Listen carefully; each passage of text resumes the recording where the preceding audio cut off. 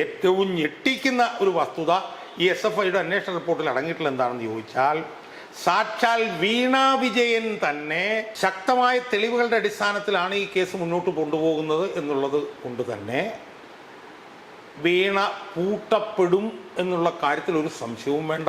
ED അന്വേഷണം പ്രകാരം summons അയക്കപ്പെടാൻ പോകുന്നു. ഇപ്പം ഞാൻ കേൾക്കുന്നത് CBI അന്വേഷണവും കൂടി ഇതിന് മുകളിലായി വരാൻ സാധ്യതയുണ്ട് എന്നാണ് കേൾക്കുന്നത്. നമസ്കാരം.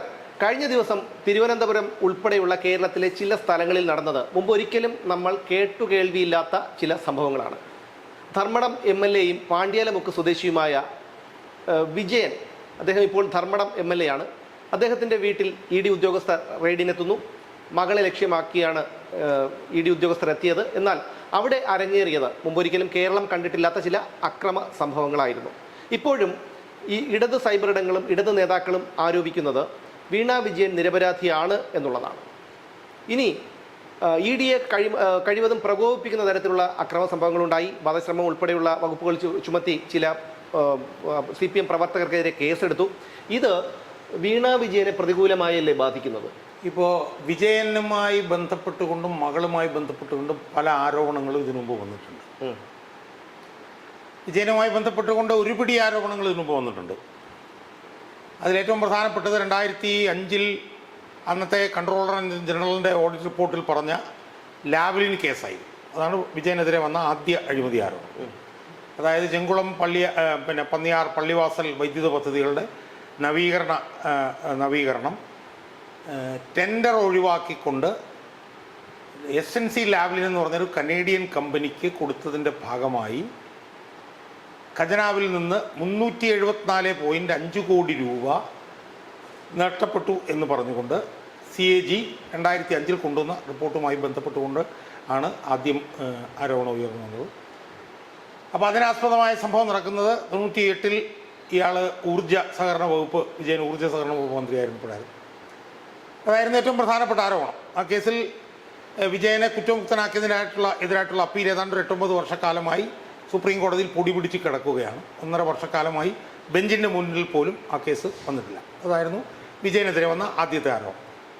പിന്നീട് വന്ന രണ്ടാമത്തെ ഏറ്റവും പ്രധാനപ്പെട്ട ആരോപണം എന്ന് പറഞ്ഞാൽ 2020 ഈ ഗ്രീൻ ചാനലിലൂടെ 30 കിലോ സ്വർണം കൊണ്ടുവന്നതുമായി ബന്ധപ്പെട്ട് വന്ന സ്വർണ്ണക്കള്ളക്കടത്ത് കേസായിരുന്നു. അതിനോടൊപ്പം തന്നെ ഡോളർ കള്ളക്കടത്ത് കേസ് വന്നു. പിന്നെ പിണറായി വിജയൻ്റെ ബന്ധുക്കളുമായി ബന്ധപ്പെട്ടുകൊണ്ട്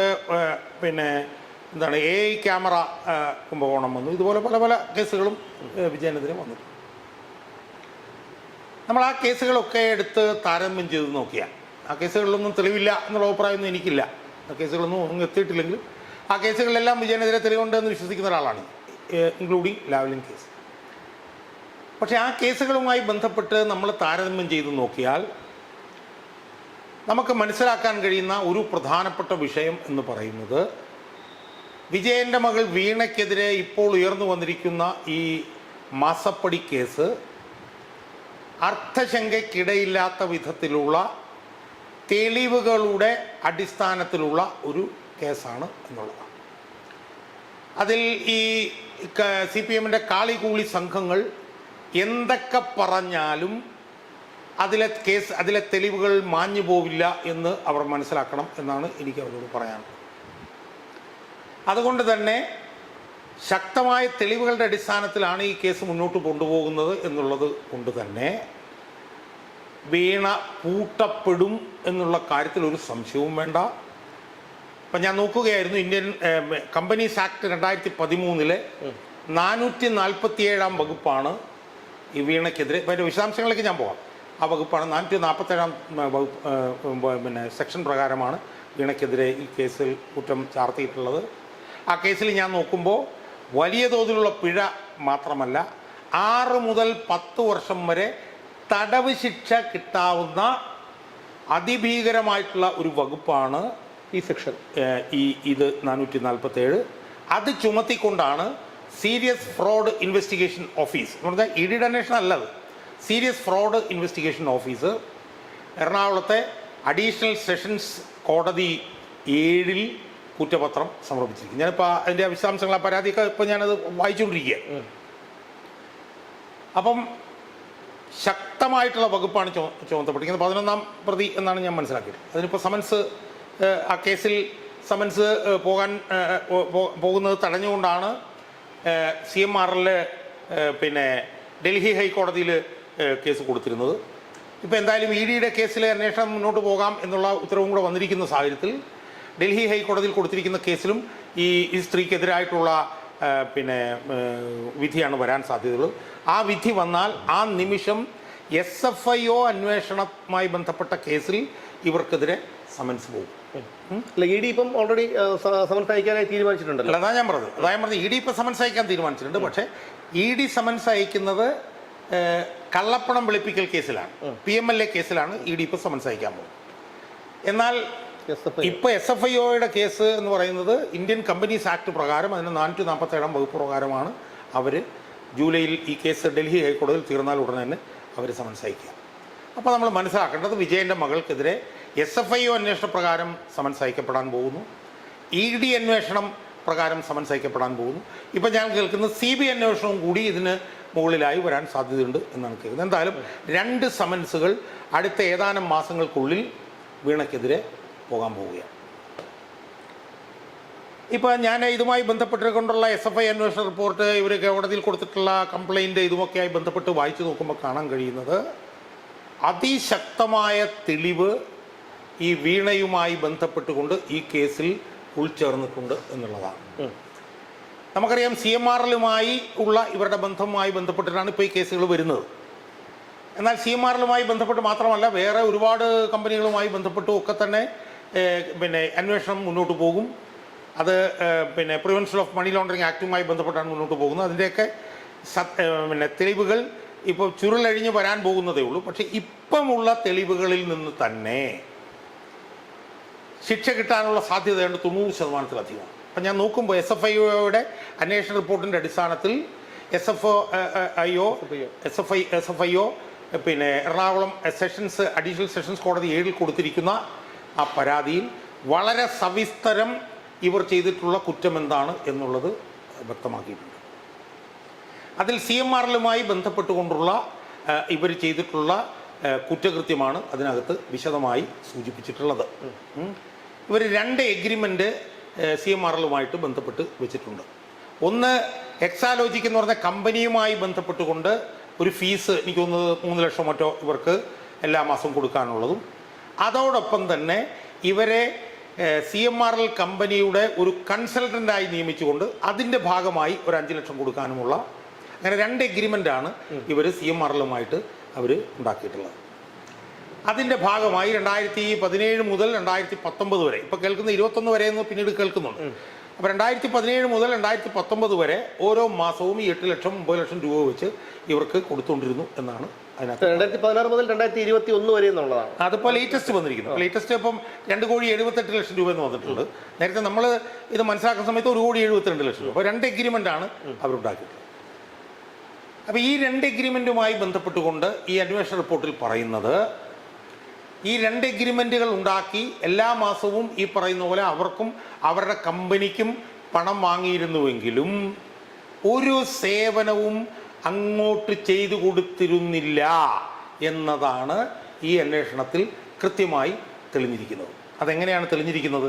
ഒന്ന്, അവിടുത്തെ ചീഫ് ഫിനാൻഷ്യൽ ഓഫീസർ ഒരു ഉദ്യോഗസ്ഥൻ, അയാളുടെ മൊഴിയുണ്ട്. അതുപോലെ തന്നെ അവിടുത്തെ IT ഡിപ്പാർട്ട്മെൻറ്റിൻ്റെ ഹെഡിൻ്റെ മൊഴിയും ഉണ്ട്. ഈ 2 മൊഴികളിലും അവരങ്ങോട്ടൊന്നും ചെയ്തു കൊടുത്തിരുന്നില്ല എന്ന് പറയുന്നുണ്ട്. എന്ന് മാത്രമല്ല ഇവരുടെ ഈ എഗ്രിമെൻ്റ് അവസാനിച്ചതിന് ശേഷമാണെന്ന് തോന്നുന്നു അറ്റ്മ എന്ന് പറഞ്ഞിട്ടുള്ള ഒരു IT കമ്പനിയുമായി CMRL പിന്നെ കരാറിൽ ഏർപ്പെടുകയും ആ കമ്പനി ഇവർ ഒന്നും ചെയ്യാതെ വാങ്ങിയ പണത്തിനേക്കാൾ കുറഞ്ഞ തുക വാങ്ങി ഇവർ ഒരു സേവനവും ചെയ്തില്ലെങ്കിൽ ആത്മ എന്ന് പറഞ്ഞ കമ്പനി കാര്യക്ഷമമായിട്ടുള്ള സേവനങ്ങൾ ചെയ്തു എന്നുള്ളത് സംബന്ധിച്ചിട്ടും കൃത്യമായിട്ടുള്ള പിന്നെ വിശദാംശങ്ങൾ ഈ റിപ്പോർട്ടിൽ അടങ്ങിയിട്ടുണ്ട്.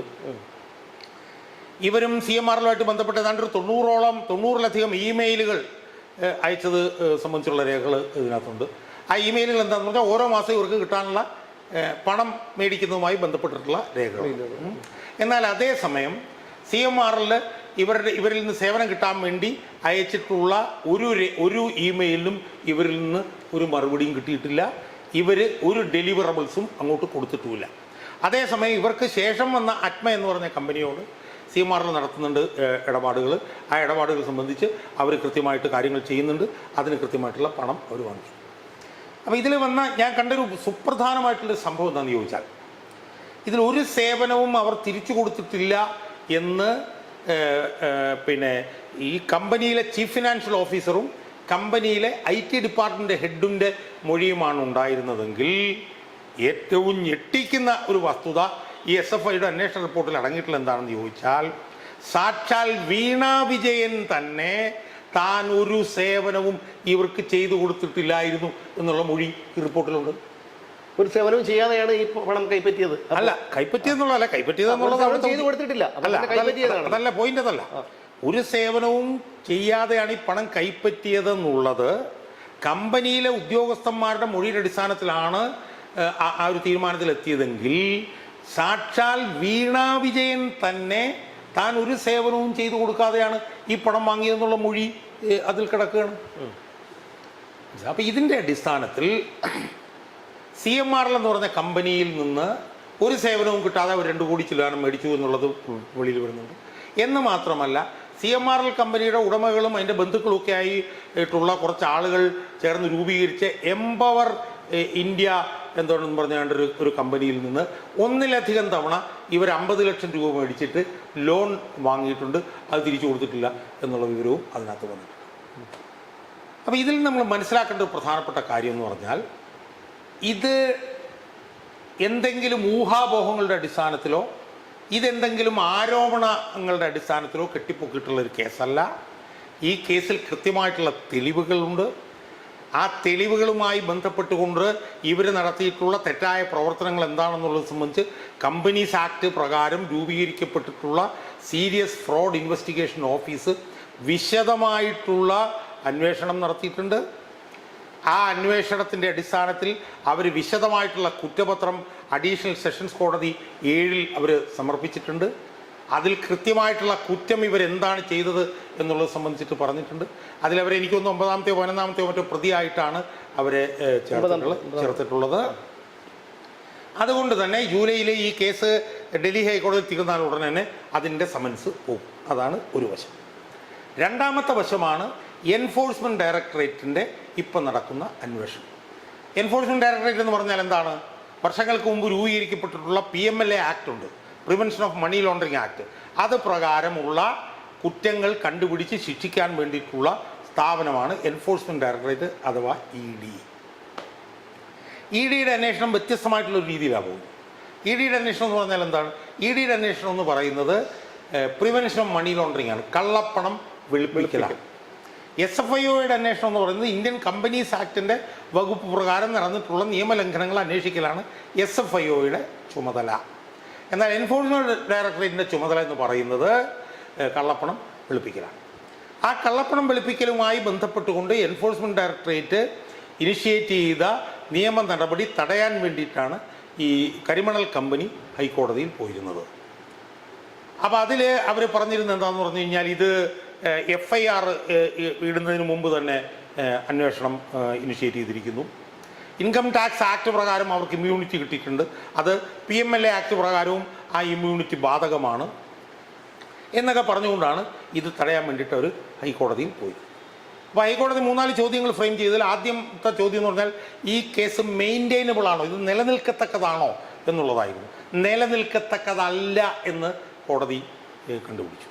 രണ്ടാമത്തെ പ്രധാനപ്പെട്ട കാര്യം എന്ന് പറഞ്ഞാൽ, ഇൻകം ടാക്സ് ആക്ട് പ്രകാരം തങ്ങൾക്ക് കിട്ടിയിട്ടുള്ള ഇമ്മ്യൂണിറ്റി PMLA ആക്ട് പ്രകാരമായിട്ടുള്ള ഇമ്മ്യൂണിറ്റി ആയിട്ട് കണക്കാക്കണം എന്ന് അവർ കോടതിയിൽ പറഞ്ഞു. കോടതി പറഞ്ഞു പറ്റില്ല, ഇൻകം ടാക്സ് പ്രകാരമുള്ള ഇമ്മ്യൂണിറ്റി PMLA ആക്ട് പ്രകാരമുള്ള ഇമ്മ്യൂണിറ്റി ആയിട്ട് കണക്കാക്കാൻ പറ്റില്ല.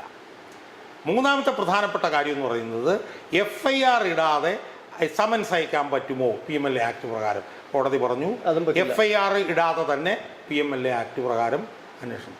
എന്ന് മാത്രമല്ല, കോടതി കൺക്ലൂഡ് ചെയ്തപ്പോൾ പറഞ്ഞായിട്ട് ഞാൻ മനസ്സിലാക്കുന്നത്, PMLA ആക്ട് പ്രകാരം അന്വേഷണം നടത്താനുള്ള കഴമ്പ് ഈ കേസിലുണ്ട് എന്ന് പറഞ്ഞുകൊണ്ടാണ് ജസ്റ്റിസ് TR രവി 39 പേജുള്ള ഈ 26-ാം തീയതിയിലത്തെ ജഡ്ജ്മെൻറ്റിൽ EDക്ക് അന്വേഷണവുമായി മുന്നോട്ട് പോകാം എന്ന് ഹൈക്കോടതി അനുവാദം കൊടുത്തു. ആ അനുവാദത്തിൻ്റെ അടിസ്ഥാനത്തിലാണ് ED വന്നിട്ട് ഇപ്പം ഈ റെയ്ഡ് നടത്തിയിരിക്കുന്നത്. ഈ റെയ്ഡിൻ്റെ പ്രത്യേകത എന്ന് പറഞ്ഞാൽ എന്താ? ഈ റെയ്ഡിൻ്റെ പ്രത്യേകത ഏറ്റവും പ്രധാനപ്പെട്ട ഒരു നിർണായക സ്വഭാവം എന്താണെന്ന് ചോദിച്ചാൽ, ഒന്ന്, അവരുടെ മൊഴിയെടുത്തു, അത് തൃപ്തികരമല്ല എന്നും പല ചോദ്യങ്ങൾക്കും തൃപ്തികരമായ മറുപടി കിട്ടിയിട്ടില്ല എന്നൊക്കെ ED പറയുന്നത്. പക്ഷേ ഈ അന്വേഷണത്തിലെ ഏറ്റവും പ്രധാനപ്പെട്ട, ഏറ്റവും നിർണായകമായിട്ടൊരു ഘടകം എന്ന് പറഞ്ഞാൽ അവരുടെ 3 മൊബൈൽ ഫോണുകൾ ED പിടിച്ചെടുത്തു. അല്ല, ഇന്ന് പറയുന്നത് വീണയെ തന്നെ വിളിപ്പിച്ച് മൊബൈൽ ഫോൺ തുറപ്പിക്കുമെന്നാണ്. അവർ തയ്യാറായില്ലെങ്കിൽ മാത്രമേ ED അവരുടെ വഴിക്ക് പോകൂ എന്നുള്ള വിവരങ്ങൾ പുറത്തു വരുന്നുണ്ട്. അല്ല, എന്തായാലും ആ മൊബൈൽ ഫോൺ പിടിച്ചെടുത്തു എന്ന് പറയുമ്പോൾ അത് തുറക്കുന്നത് സംബന്ധിച്ച് വീണയ്ക്ക് എതിര് നിൽക്കാനൊന്നും വീണയ്ക്ക് കഴിയില്ല. അതുകൊണ്ട് മാത്രമല്ല, നിർണായകമായിട്ടുള്ള ചില വിവരങ്ങൾ അതിലുണ്ടെന്ന് കണ്ടെത്തിയിട്ടുണ്ട്. അതായത് 2016-17 മുതൽ നടന്ന ഇടപാടുകളുമായി ബന്ധപ്പെട്ടുകൊണ്ടുള്ള ഇമെയിൽ സന്ദേശങ്ങൾ, വാട്സാപ്പ് ചാറ്റുകൾ, ഫോൺ സംഭാഷണങ്ങൾ ഉൾപ്പെടെ അതിനിർണായകമായിട്ടുള്ള ഒരുപാട് വിവരങ്ങൾ ആ ഫോണിൽ ഉൾച്ചേർന്നിട്ടുണ്ട് എന്നാണ് നമ്മൾ മനസ്സിലാക്കുന്നത്. എനിക്ക് ആധികാരികമായി കിട്ടിയൊരു വിവരം എന്ന് പറയുന്നത്, ഫാരിസ് അബൂബക്കർ എന്ന് പറഞ്ഞിട്ടൊരു വലിയ റിയൽ എസ്റ്റേറ്റ് മാഫിയ തലവനുണ്ട്. അയാളുമായി ഇവർക്ക് വളരെ അടുത്ത ബന്ധം ഉണ്ടായിരുന്നു എന്ന്. അല്ല, അതാണ് ഞാൻ അടുത്ത് ചോദിക്കാൻ വന്ന ചോദ്യം അതാണ്. കാരണം ഇവരുമായി ബന്ധപ്പെട്ട് വരുമ്പോൾ ഫാരിസ് അബൂബക്കർ എന്ന് പറയുമ്പോൾ മുഹമ്മദ് റിയാസിന്റെ വളരെ അടുത്ത ബന്ധു കൂടിയാണ്. ഇന്നലെ ഞാൻ പറഞ്ഞൊരു കാര്യം എന്ന് പറഞ്ഞു കഴിഞ്ഞാൽ, ഈ ഫാരിസ് അബൂബക്കറിന് ഇതുമായിട്ട് ബന്ധമുണ്ട്. ഇതിന്റെ രേഖകളെല്ലാം അയാൾ അറിയാതെ ഇവർക്ക് ഒളിപ്പിക്കാൻ കഴിയില്ല. അതിൽ പല കാര്യങ്ങൾക്കും ഫാരിസ് അബൂബക്കറിന്റെ സഹായം ഉണ്ടായി എന്നുള്ളതാണ്. അതായത് വിജയൻ നടത്തിയിട്ടുള്ള പല ഇടപാടുകളുടെയും ഗുണഭോക്താവ് ഫാരിസ് അബൂബക്കറാണ്. ആ ഫാരിസ് അബൂബക്കർ ആ ഇടപാടുകളിൽ നിന്നെല്ലാം 1% തുക ഈ എക്സാലോജിക് എന്ന് പറഞ്ഞ കമ്പനിയിൽ പാർക്ക് ചെയ്തിരുന്നു എന്നാണ് ആധികാരികമായി നമുക്ക് മനസ്സിലാക്കാൻ കഴിയും. എനിക്ക് കിട്ടിയ വേറൊരു വിവരം എന്ന് പറയുന്നത്, അമേരിക്കയിൽ ഫാരിസ് അബൂബക്കർ ഇവർക്കൊരു വില്ല മേടിച്ചു കൊടുത്തിട്ടുണ്ട് എന്നുള്ള വിവരം ആരോപണമായി കേൾക്കുന്നുണ്ട്. ഇയാളുടെ രണ്ടാമത്തെ മകൻ വിവേക് തായ്ക്കണ്ടിലിന് ഗൾഫിൽ അയാളൊരു വില്ല മേടിച്ചു കൊടുത്തു എന്നുള്ള വിവരവും അനൗദ്യോഗികമായി. അല്ല, അതുകൊണ്ടാണല്ലോ 2018 ചികിത്സയ്ക്ക് എന്ന് പറഞ്ഞ് പോയപ്പോൾ അന്നത്തെ മുഖ്യമന്ത്രിയായിരുന്ന ഇദ്ദേഹത്തിന്റെ 13 ദിവസങ്ങൾ ഇന്നും അജ്ഞാതമാണ്. അതിനെക്കുറിച്ച് ചോദ്യങ്ങൾ മാധ്യമ പ്രവർത്തകർ വരെ ഉയർത്തിയപ്പോൾ ഇവരുടെ സൈബർ സഖാക്കളൊക്കെ പറഞ്ഞത് അത് അസുഖമാണ്, ഒരാളുടെ സ്വകാര്യതയാണെന്നാണ്. അപ്പോൾ നമ്മൾ അതിനെ തീർച്ചയായും വിശ്വസിക്കേണ്ടി വരില്ലേ? അപ്പോൾ ഇതിൽ ഈ ഫോൺ സംഭാഷണത്തിലെ ഏറ്റവും നിർണായകം എന്ന് പറയുന്നത്, ഇവര് ഫാരിസ് അബൂബക്കറുമായി നിരന്തരമായി നടത്തിയിട്ടുള്ള സംഭാഷണവും വാട്സാപ്പ് ചാറ്റും ഇമെയിൽ സന്ദേശങ്ങളും. അപ്പം അവിടെയാണ് EDയുടെ അന്വേഷണത്തിൻ്റെ പ്രസക്തി വർദ്ധിക്കുന്നത്. അതായത് ഇവരുടെ കമ്പനിയിലേക്ക് ലഭിച്ച ശതകോടികളുടെ പണം ഇവർ വിദേശത്തേക്ക് മാറ്റിയിട്ടുണ്ട്. അവിടെയാണ് ഈ പറഞ്ഞ പോലെ റിവേഴ്സ് ഹവാല എന്ന് പറയുന്നത്. ഇവിടെ നടന്ന അഴിമതിക്ക് അവിടെ പണം ഇല്ല. ഇവിടെയാണ് സ്വപ്ന സുരേഷ് പറഞ്ഞ ഒരു കാര്യത്തിന് പ്രസക്തി. സ്വപ്ന സുരേഷിനെ ഞാൻ ഇന്റർവ്യൂ ചെയ്യുമ്പോൾ അവർ പറഞ്ഞതാണ് 150. ഞാൻ അവരോട് ചോദിച്ചത്, അധികാരം ഇല്ലാതായി കഴിഞ്ഞാൽ പിണറായി വിജയൻ കേരളത്തിൽ തുടരാനാകുമോ? അവർ പറഞ്ഞു, ഒരിക്കലുമില്ല. പിണറായി വിജയൻ 150 കോടിയോളം രൂപ അമേരിക്കയിൽ സോഫ്റ്റ്വെയർ രംഗത്ത് ഇൻവെസ്റ്റ് ചെയ്തിട്ടുണ്ടെന്നാണ് 2 വർഷം മുമ്പ് പറഞ്ഞതാണ്. അപ്പോൾ അതിൻ്റെ പ്രസക്തി എന്താണെന്ന് ചോദിച്ചാൽ, ഇപ്പം കേരളത്തിൽ മാത്രം ഓപ്പറേഷൻസ് നടത്തുന്ന ഒരു സാധാരണ കമ്പനിയായിട്ടുള്ള എക്സാലോജിക്ക് എന്തിനാണ് ഗൾഫിൽ രജിസ്റ്റർ ചെയ്തെന്നുള്ള പ്രശ്നം കിടപ്പുണ്ട്. അത് എന്തിനാണെന്ന് ചോദിച്ചാൽ, ഇവിടുത്തെ അഴിമതി ഇടപാടിൽ അച്ഛനുണ്ടാക്കുന്ന പണത്തിൽ അച്ഛന് കിട്ടേണ്ട ആ ഓഹരി മകളുടെ കമ്പനിയിലേക്ക് റൂട്ട് ചെയ്യാൻ വേണ്ടിയിട്ടുള്ള ഒരു ഷെൽ കമ്പനിയാണ് എക്സാലോജിക്ക്. അവിടെയാണ് ഷോൺ ജോർജ് പറഞ്ഞ വിഷയം വരുന്നത്. അമേരിക്കൻ കൊമേഴ്ഷ്യൽ ബാങ്ക് എന്ന് പറഞ്ഞൊരു ബാങ്കുണ്ട് അമേരിക്കയിൽ, ഗൾഫിൽ. ആ ബാങ്കിൽ 2020-ലോ 2022-ലോ മറ്റോ അതിൻ്റെ ക്ലോസിംഗ് ബാലൻസ് തന്നെ 10 കോടി രൂപയായിരുന്നു എന്നാണ് നമ്മൾ കേൾക്കുന്നത്. മനസ്സിലായില്ലേ? അവിടെ ഉണ്ടായിരുന്ന ജോയിൻ്റ് അക്കൗണ്ട് ഈ വീണ വിജയനും സുനീഷും കൂടെ ചേർത്തുള്ള ജോയിൻ്റ് അക്കൗണ്ടാണ്. ആ സുനീഷ് എന്ന് പറഞ്ഞ ആ വ്യക്തി വീണ വിജയൻ്റെ ആദ്യത്തെ ഭർത്താവാണ് എന്നുള്ള വാർത്തയും കേൾക്കുന്നുണ്ട്. അപ്പം ED മുറുക്കുന്നത് കള്ളപ്പണ ഇടപാടിൻ്റെ കുരുക്കാണ് ED മുറുക്കിക്കൊണ്ടിരിക്കുന്നത്. ഏതാണ്ട് ഒരു 50-100 കോടിക്ക് ഇടയ്ക്ക് പണം അതിലേക്ക് വന്നിട്ടുണ്ട് എന്നുള്ളതാണ് നമുക്ക് മനസ്സിലാക്കുന്നത്. മറുഭാഗത്ത് ഇന്ത്യൻ കമ്പനീസ് ആക്ട് പ്രകാരമുള്ള ഫ്രോഡുലൻ്റ് ആയിട്ടുള്ള പ്രവർത്തനങ്ങളുടെ കുരുക്ക് SFIO അന്വേഷണത്തിൽ കൂടിയും മുറുകിക്കൊണ്ടിരിക്കുകയാണ്. മനസ്സിലായി? ഈ 2 കുരുക്കുകളും മുറുകി വന്നു കഴിഞ്ഞാൽ ഇവരുടെ സ്ഥിതി പരമദയനീയമാവാനുള്ള സാധ്യതയാണ് ഉള്ളത്. അല്ല, എന്തായിരുന്നാലും ഈ സഖാക്കളെല്ലാം കൂടി ഒരുമിച്ച് നിന്നാൽ ഇതിന് തടയാൻ കഴിയില്ലേ? ഞാൻ സാമ്പിൾ നടത്തിയതാണ്. അല്ല, യഥാർത്ഥത്തിൽ യഥാർത്ഥത്തിൽ സഖാക്കളെല്ലാം കൂടി അച്ഛനെയും മകളെയും സംരക്ഷിക്കാൻ എന്ന് പറഞ്ഞ് നടത്തിയ പ്രവർത്തനം അച്ഛൻ്റെയും മകളുടെയും സ്ഥിതി പരമദയനീയമാക്കിയിരിക്കുകയാണ് എന്നാണ് എനിക്ക് തോന്നുന്നത്. എനിക്കൊരു വിരുദ്ധ അഭിപ്രായമുണ്ട്. അതായത് ഗോവിന്ദനും ബി ജോയിയും കടകംപള്ളിയും ഉൾപ്പെടെയുള്ള നേതാക്കൾ അവിടെ എത്തി. അവർക്ക് എങ്ങനെയെങ്കിലും പിണറായി വിജയനെ പ്രതിപക്ഷ നേതൃസ്ഥാനത്ത് നിന്ന് മാറ്റണം. അങ്ങനെയാണെങ്കിൽ ആ സ്ഥാനത്ത് ഒരാൾക്ക് ഇരിക്കാം, പിണറായി വിജയന്റെ ശല്യം ഒഴിവാകുകയും ചെയ്യും. എനിക്ക് തോന്നുന്നു ഇവരാണെന്ന് തോന്നുന്നു ഇവിടെ കാര്യങ്ങൾ ഇത്രയും വഷളാക്കിയത്. അല്ല, എനിക്ക് തോന്നുന്നു ഇതിനകത്ത് പ്രധാനപ്പെട്ട ഒരു വിഷയം എന്താണെന്ന് വെച്ചാൽ വിജയനെ രക്ഷിക്കാൻ വേണ്ടി നടത്തിയ ആ രക്ഷാപ്രവർത്തനം വിജയനെയും വിജയൻ്റെ കൂടെ അവിടെ അണിനിരന്ന നേതാക്കന്മാരെയും വലിയ പ്രതിസന്ധിയിലേക്ക് ആക്കാൻ പോകുന്നു എന്നാണ് ഞാൻ മനസ്സിലാക്കുന്നത്. അതെന്താണെന്ന് ചോദിച്ചാൽ കേന്ദ്ര സേനയെ ആക്രമിക്കുന്നു എന്ന് പറയുന്നത് ഭരണഘടനാപരമായി തന്നെ വലിയ കുറ്റമാണ്. അവരിപ്പോൾ വധശ്രമം തങ്ങൾക്കെതിരെ നടത്തി എന്നുള്ള നിലയിലാണ് അവർ മുകളിലോട്ട് എടുത്തിട്ടുണ്ടല്ലോ. ആ റിപ്പോർട്ട് ചെയ്തിരിക്കുന്നത്. അവർ റിപ്പോർട്ട് ചെയ്തു. ഇവിടെ FIR അവർ റിപ്പോർട്ട്. അപ്പോൾ ഇതിന് സമാനമായൊരു സംഭവം ബംഗാളിൽ 2024 ഉണ്ടായി. 24 പർഗാനാസ് ഡിസ്ട്രിക്റ്റിലെ സന്ദേശ് ഖലി എന്ന് പറഞ്ഞ സ്ഥലത്ത് ഷാജഹാൻ ഷെയ്ഖ് എന്ന് പറഞ്ഞിട്ടുള്ള ഒരു വലിയൊരു മാഫിയ തലവനുണ്ടായിരുന്നു. അയാളുടെ വീട്ടിൽ ഈ കള്ളപ്പണ ഇടപാടുമായി ബന്ധപ്പെട്ട് ED അന്വേഷണ സംഘം ചെന്നപ്പോൾ ED അന്വേഷണ സംഘത്തെ ഈ ഷാജഹാൻ ഷെയ്ഖും അയാളുടെ ഗുണ്ടകളും ചേർന്ന് ആക്രമിക്കുകയും മാരകമായി പരിക്കേൽക്കുകയും ചെയ്തു. ആ വിഷയത്തിൽ ED CBI അന്വേഷണം ആവശ്യപ്പെട്ടുകൊണ്ട് കൽക്കട്ട ഹൈക്കോടതിയിൽ പോയി. കൽക്കട്ട ഹൈക്കോടതി CBI അന്വേഷണത്തിന് ഉത്തരവിട്ടു. ആ CBI അന്വേഷണത്തിന് ഉത്തരവിട്ടതിനെ തുടർന്ന് അതിനകത്ത് 13-14 പ്രതികൾ ജയിലിലായി. ആ ജയിലിലായ ഏറ്റവും പ്രസക്തമാണത് ഗോവിന്ദനും ജോൺ ബ്രിട്ടാസിനും ശിവൻകുട്ടിക്കും ജോയി പ്രശാന്ത് ഇവർക്കെല്ലാവർക്കും പ്രസക്തമാകുന്നൊരു കാര്യം എന്താണെന്നറിയാമോ? സമാന സ്വഭാവമുള്ള ആ കേസിൽ 2024 ജയിലിലായ ഒരു പ്രതികളും 2026 ജാമ്യം ലഭിച്ച് പുറത്തു വന്നിട്ടില്ല എന്നുള്ള ഞെട്ടിക്കുന്ന വിവരമാണ് നമുക്ക് കിട്ടുന്നത്. അതിൽ UAPA ചുമത്തിയിട്ടുണ്ടോ എന്നുള്ള സംശയം പോലും ഉണ്ട്. അല്ല, UAPA ആണെങ്കിൽ തന്നെ 1 വർഷം ആകുമ്പോഴത്തേക്കും അല്ല, UAPAക്ക് ജാമ്യമില്ല. അപ്പോൾ അവിടെയുള്ള പ്രധാനപ്പെട്ട ഒരു പ്രശ്നം എന്താ? സമാന സ്വഭാവമുള്ളൊരു കേസാണത്. സ്വാഭാവികമായും ED ഈ വിഷയത്തിലും CBI അന്വേഷണം ആവശ്യപ്പെട്ടുകൊണ്ട് ഹൈക്കോടതിയിൽ പോകും.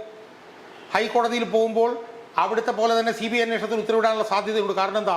ഇവിടെ നടന്ന ഈ നീചവും നിഷ്ഠൂരവും ക്രൂരവുമായിട്ടുള്ള ഈ ആക്രമണം ഇവിടുത്തെ ജഡ്ജിമാരൊക്കെ നേരിട്ട് ദൃശ്യമാധ്യമങ്ങളിൽ കൂടെ കണ്ടുകൊണ്ടിരിക്കുകയാണ്.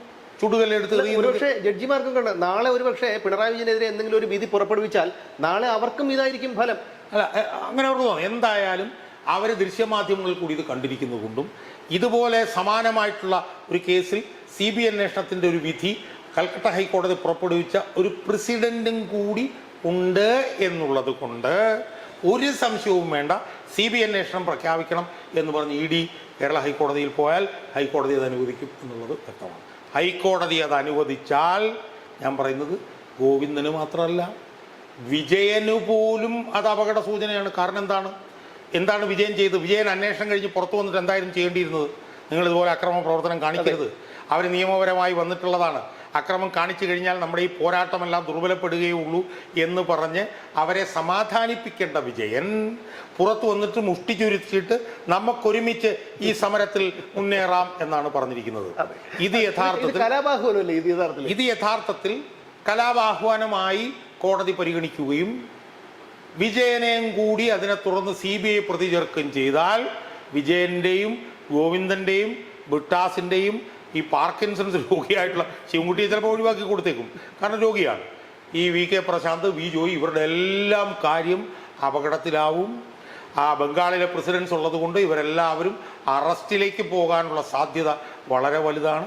അതുകൊണ്ട് ഈ കേസിൽ വിജയനും വീണയും മാത്രമല്ല CPM-ൻ്റെ ഈ സമുന്നത നേതാക്കന്മാരുടെ മുഴുവൻ ഭാവി അപകടത്തിലായിരിക്കുകയാണ് എന്ന് നമ്മൾ കാണുന്നു. അല്ല, ഒരു കാര്യം കൂടി ഞാൻ ചോദിച്ചോട്ടെ. അതായത് ഇവിടെ ഇതുപോലൊരു സംഭവം ഉണ്ടാകുന്നു. ഈ സംഭവം ഉണ്ടാകുമ്പോൾ തിരുവനന്തപുരം നഗരത്തിൻ്റെ കിലോമീറ്ററുകൾ അപ്പുറമുള്ള പ്രവർത്തകർ പോലും ആ ചുരുങ്ങിയ സമയത്തിനുള്ളിൽ അവിടെ എത്താനും ഈ അക്രമം പ്രകടിപ്പിക്കാനും ഒക്കെ ഇവർക്ക് ആരെങ്കിലും ഒരു നിർദ്ദേശം കൊടുത്തിട്ടുണ്ടാകുമല്ലോ. അത് മാത്രമല്ല, കേന്ദ്രസേനയെ ആക്രമിച്ചാലുള്ളതിൻ്റെ ഭവിഷ്യത്ത് തലയ്ക്ക് അല്പമെങ്കിലും വെളിവുള്ള എല്ലാവർക്കും അറിയാവുന്നതുമാണ്. അങ്ങനെ നോക്കുമ്പോൾ ഇവരെ വിളിച്ചു വരുത്തിയത് ആരാണ്, ഇവർക്ക് നിർദ്ദേശം കൊടുത്തത് ആരാണ് എന്നൊക്കെ അന്വേഷിക്കേണ്ടതല്ലേ? അല്ല, അതൊക്കെ വളരെ ഞാൻ പറയുന്നത് അതിനേക്കാളൊക്കെ പ്രധാനം എന്ന് പറയുന്നത് ഇത് തീർത്തും നിയമവിരുദ്ധമായൊരു സംഭവം നടന്നിരിക്കുന്നു എന്നുള്ളതാണ്.